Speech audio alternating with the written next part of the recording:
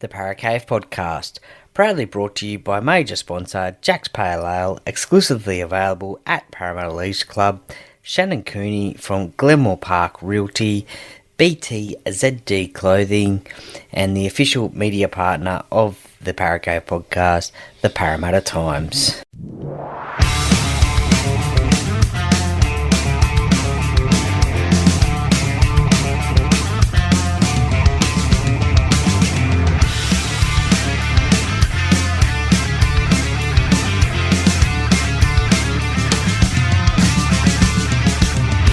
Welcome to another episode of the Paracave Podcast. And now over to your host, Troy Warner, broadcasting live from the world-famous Paracave. And yes, welcome back to the Paracave Podcast. Just a bit of a review about the two games that were played over in Las Vegas in the USA. Round 0, people are calling it, but it's actually round 1 of the NRL, and the first time the NRL has ever played premiership games over in the USA. Obviously, there's been a couple of games of rugby league over there. There's been America versus Australia, I think it was a World Cup pre-game, and I think there was obviously England and New Zealand played a test in Denver, and obviously the State of Origin game 4 in 1987, which Sterlo will hate me for mentioning this, but where he had trouble coming out of the banner. But this was the first NRL premiership points games that were played outside of Australia and New Zealand. So the first game, the Manly Seagulls took on the South Sydney Rabbitohs, and look, this was a anticipated clash of the fullbacks, Tom Trbojevic and Latrell Mitchell, but there was also a few other highlights that people were looking forward to seeing. Obviously, Jason Saab on the wing, Alex Johnston, will he get a try, and will he get even closer to that Ken Irvine try-scoring record? He's on 187 tries at the moment. And much anticipation to see how Luke Brooks would go at his new club in the Manly Sea Eagles. But yeah, Jake Trbojevic, Ben Trbojevic, so all the Trbojevics were playing in this game. So that has happened before, I think. I'm not too sure how many times over, but a very proud moment for the family, that's for sure. But look, there was a lot of bit of coaching banter as well between the two coaches, Anthony Seibold and Jason Demetriou as well. Anthony Seibold saying, why don't South promote the game of rugby league over here rather than being in San Diego?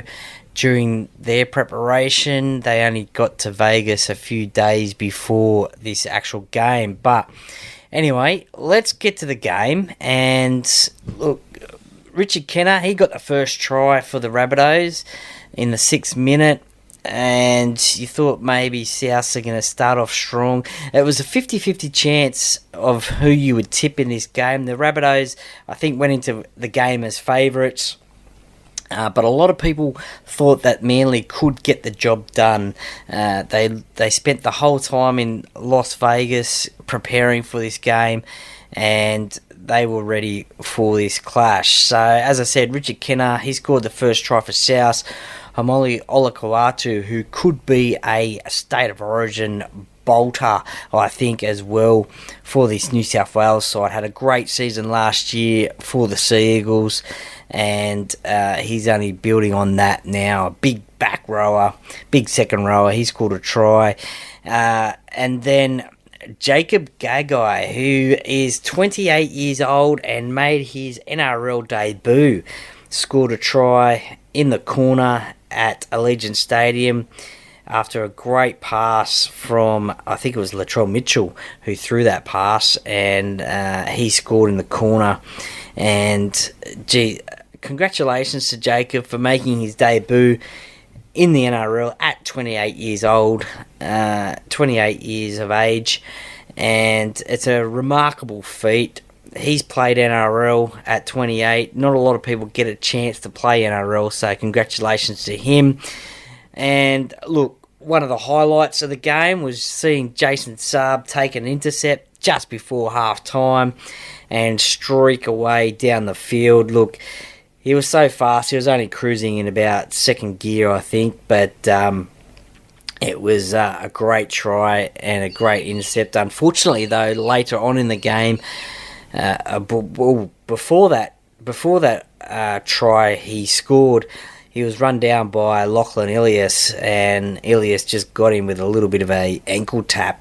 And I thought, to be sure, that Jason would have outrun him, but Lachlan must be pretty quick because he got him with that ankle tap only just, and then the cover defence was able to come over and finish that tackle. But he scored that try, but unfortunately, a little bit after that try, in the second half, he suffered a hamstring injury, I think it is. So hopefully we don't see him out for too long, because he is a fast excitement machine on that wing. Roger Fabry, the sprint coach, he has said that he is the fastest player in the NRL. So it'd be great to see him back in action. So all the best in your recovery, Jason. And look, Souths in the second half, Manly were winning 12-10 in that first half, but the Rabbitohs, I don't know what was said at half time, but they just came out and within 3 minutes they scored. Latrell Mitchell scored a try, and then 3 minutes later Alex Johnston scored a try as well. So they two quick tries in 3 minutes there. And Alex Johnston, he got to 188 tries now, so he got one try closer to Ken Irvine's try-scoring record. So he's got his season off to a great start, try-scoring-wise. Ben Trbojevic got a try, and look, it was great to see Luke Brooks get a try in the 76th minute, his new club, the Manly Sea Eagles. So Luke actually played really well for the Sea Eagles in this game. He was one of the players of the match, I thought. He got involved a lot. Kicking game was there as well, passing game, and you could see some of the times that he got the ball, he could just do that quick little dart that he does, and he's got that speed off the mark. So a really good start to his Manly Sea Eagles career. I thought Latrell, he was really involved in this game as well. He had a pretty good game, but they had him the Manly defence had him pretty contained on kick returns.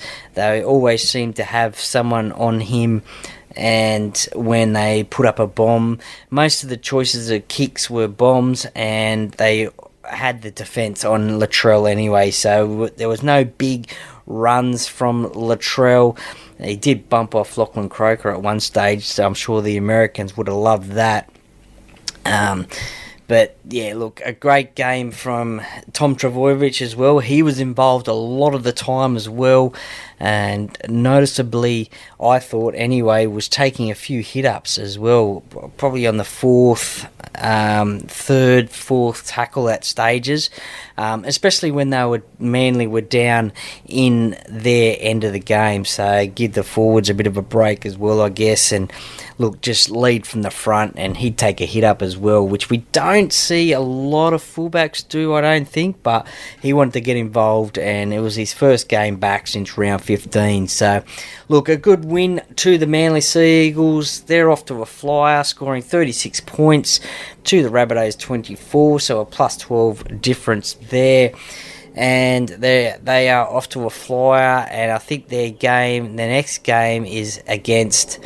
They're back at Brookvale, or 4 Points Park now. So good victory for them, and good to see them get off to a flyer. And the Rabbitohs they'll just have to regroup and come back again in their next game. Look on to the next game. The next game was looking to be a beauty as well. The Roosters and the Broncos, last year's grand finalists, the Broncos. And look, the Broncos, I think, went into this game favourites, but the Roosters, they certainly gave it to the Broncos. They started off well. Joey Manu got the first try off another intercept, which was, a Ezra Mam pass that he probably probably regrets throwing now. It probably brings back a little bit of bad memories for New South Wales supporters. Probably looked a little bit, reminded them of the Brett Camorley pass to Matty Bowen. But look, it was an Ezra Mann pass. Just watching it live, I thought, oh no, he shouldn't have thrown that. But he obviously saw something out in the field and wanted to throw the ball, and he did. And unfortunately, Joey Manu got the catch and ran away in the 4th minute. So, look, it was only 3 tries to 2, but it was the conversions and the penalty goals that really blew that out a little bit in this game. Victor Radley, he was one of the best for the Roosters, scored a try as well to wrap up the game in the 71st minute. Sammy Walker, he was perfect with the boot, 4 from 4. It was 8-4 at half time. And the Roosters, they really meant business in this game. They wanted to win this game, get off their season to a good start. They are probably traditionally slow starters to a season. I think I heard James Tedesco say that he hasn't won a game in the round 1 clashes when he has been at the Roosters. I think there was famously a game a couple of years ago now. I think it was the first year that James played for the Roosters that the Tigers got them and beat them in that game. So for the Broncos, look, Reece Walsh, he was in and out of everything. He scored a try in this game, which I'm sure he will be desperately happy about because he's on the big stage scoring a try. I think he might have maybe just quietly just given himself a little bit of a winding, I think, because when he dived down on that ball to score that try, it was pretty forceful, I think, and he got up to celebrate, I think, and then sort of was sucking in the big ones, I think, because I think the ball might have winded him a bit. But look, there was a questionable time there with Daniel Tupou going into the corner. Did Reece Walsh use a shoulder charge to get him out? Look, it's very hard at that time. You've got one player running straight. You've got one player running from the side of the field. They're running at the same point, and they're going to collide. So, look, to be honest, I think that's probably a fullback's tackle. There's nothing else that he can do, and he wants to stop the try. If he didn't do that tackle, Daniel would have scored in the corner for sure. But look, the shoulder charge is outlawed these days in the game, and look, I just don't think there was anything that he could do. Fortunately, there was no injuries to Daniel Tupou. Although he did end up over near the sideline and the fence. I think he collided with a photographer, I think, or a sound guy or something like that from Fox Sports. But so fortunately there was no injury to him. But yeah, look, I think it was play on. Probably a penalty as it was the best option there. Look, the Broncos, maybe they miss Tommy Flegler, maybe they miss Herbie Farnworth, who knows. But they never seem to really get back into gear. I thought maybe when Reece Walsh scored that try, I thought maybe they might be on the comeback a little bit. But unfortunately it wasn't to be. There was a chance of a 2-point field goal that Brisbane missed. I think it was right near half time. There was a field goal attempt from Sam Walker, which actually went over. I think this was right on half time, but was disallowed for blockers from the Roosters. So the Broncos defender, I think Fletcher Baker, an ex-Rooster himself, was impeded trying to get to Sam Walker. So they took that one off the Roosters. And as I said, the Broncos, look, they're one of the favourites for this year's competition. Look, it's only one game. They won this game. They won this round 1 game last year against Penrith, 13 points to 12. And they made the grand final. So, look, this is one game they would have loved to have won. And especially being over there in Las Vegas. as well, round one, get their season off to a good start. But look, congratulations to the Roosters for getting that win. And look, it was great to see a few players back. There was a few injuries in this game as well. I believe Satuli Tupanua as well, but only played 43 minutes in this game.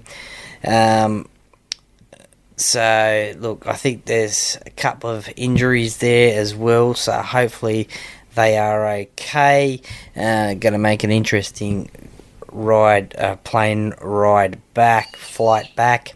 Look, I heard Trent Robinson say on the Matty Johns show that they will probably they'll be back in Australia on Tuesday and have Tuesday, Wednesday, Thursday off and go back to training on Friday. They obviously have the week off, the weekend off. They're not playing any games this weekend. That's as it is the rest of round one, so they won't be back in action for another 2 weeks. So a bit of time off for those players, and I dare say that the rest of the clubs as well that went over there, the Roosters, Sea Eagles and Bunnies, they will have some days off as well this week just to recuperate and also, get back into Australian times and get their bodies right and recovery mode, and then slowly get back into training and get ready for round two. But look, I think the NRL round one was a success over there in Las Vegas. Haven't seen any TV figures or anything yet, as it was broadcast on Fox 1 over there in the US, so a major channel over there, the major sports channel over there.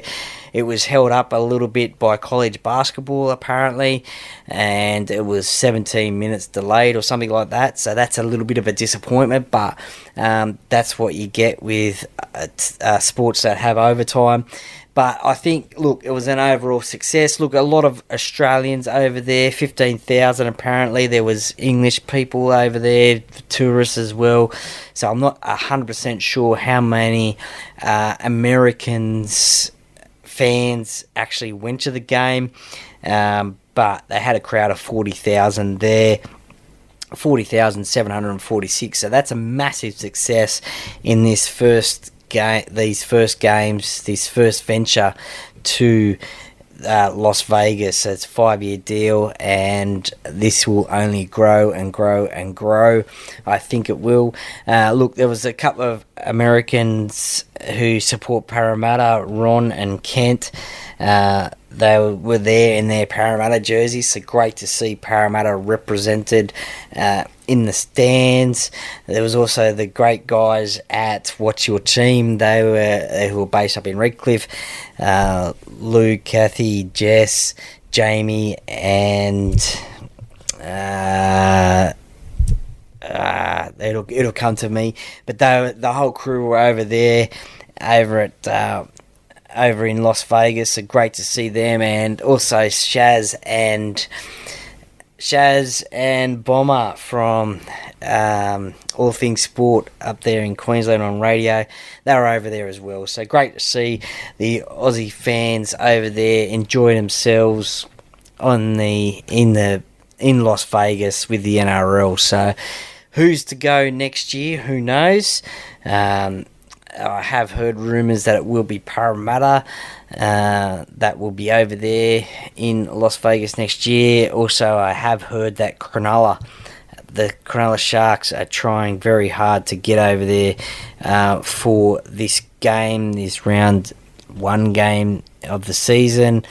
I think all 17 NRL club CEOs were over there as well, so putting their case together to see who can play there for in next year, and indeed in the games coming up over the future. But look, I think it was a massive success. Look, I'm not going to go too heavily into it, but there was an unfortunate incident, an alleged incident in the Roosters-Broncos game Spencer Linu and Ezra Mam. Apparently, Roosters forward Spencer Linu has been charged with contrary conduct and has been referred straight to the NRL judiciary. I hope this doesn't overshadow the success of this weekend. It was reported on field as a racial slur, I guess you could call it, but we'll just have to wait and see what the NRL investigate over that one. So it's an alleged allegation at the moment, and the NRL will investigate that one, and we will see the outcome of that. But to simply think that this sort of thing has come out of this game is pretty disappointing. And as I said, I hope it doesn't overshadow this whole Las Vegas experience, because it was from the footage that I've seen on Fox League of the whole week, the Matty Johns show, NRL 360, the Fan Fest, the people I know that went over there for the game, their footage on the socials, it looked like a really great event, and one that is only going to grow and grow and grow. So hopefully this incident doesn't overshadow that and be one of the things that we talk about the first time that the NRL went to America, because it'll be very disappointing. But the NRL, they will look into that one, they will investigate that one, and no doubt it will be the talking point this week on all the rugby league shows. So watch this space and see what happens out of that one. But as I said, very disappointing that it has come out and happened. So just have to wait and see. And as I said, no doubt it'll be on the rugby league shows this week. So stay tuned for that one. Look, this podcast will probably come out before the next one, and the next one will be with Chris Ricketts, who he was on the podcast as a Parramatta Eels fan. He came out to the Para Cave before Christmas, and we did an interview which I've released. He was actually at the game the games on the weekend. He was in Las Vegas, so he gives us a little bit of a fan opinion of someone who was there on the ground in Las Vegas for the game. So we talk about the games, we talk about his expectations before going to that event. We also hear his thoughts on what possibly could be done better by the NRL. I know it's only the first year, but something that could be done better from a fan's perspective. And he also talks about some of the rugby league that he caught up on in Las Vegas over the weekend. So there was some NRL 9s, there was also USA versus Canada as well, so he talks a little bit about that as well. So great to get a fan's perspective who was actually at the game. So that'll be coming out straight after this podcast, but I just thought I'd give a little bit of a review of the games that were in Las Vegas. So look, it all kicks off again, still round one on Thursday night with the Knights taking on the Raiders. I'll be back after Team List Tuesday is announced with my tips and also my thoughts on the games. So stay tuned for that one, and stay tuned for Chris Ricketts and his thoughts about NRL in Las Vegas coming up shortly.